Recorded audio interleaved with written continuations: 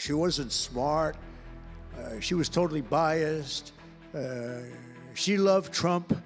Had a great 90 days. It was a perfect 90 days, and it was a great result. But we want to put that result to good use by doing a phenomenal job. And I want to tell you that Todd and Emil know this very well. We had an amazing judge in Florida, and her name is Eileen Cannon.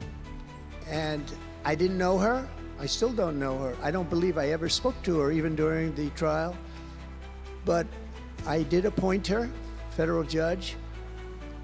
And these fake lawyers, these horrible human beings, were hitting her so hard, public relations-wise. They were playing the ref. I don't think it's legal. I don't think it's legal. They might as well go out and just shout it in a courthouse. They were saying she was slow, she wasn't smart, she was totally biased, she loved Trump. I didn't know her, other than I saw her the couple of days that I was in court, and I thought her decorum was amazing. Anything bad they could say, though, they were saying about her, it was whatever they could say bad about a human being, all made up. Because actually she was brilliant, she moved quickly.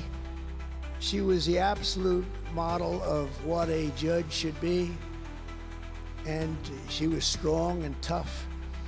And how do you get them to stop if you're a judge? How do you get them to stop with the playing the ref? Bobby Knight would play the ref. That's why I brought up the Bobby Knight story. He would play the ref. He'd scream at the ref. He'd scream so hard. Oh boy, it was terrible, actually.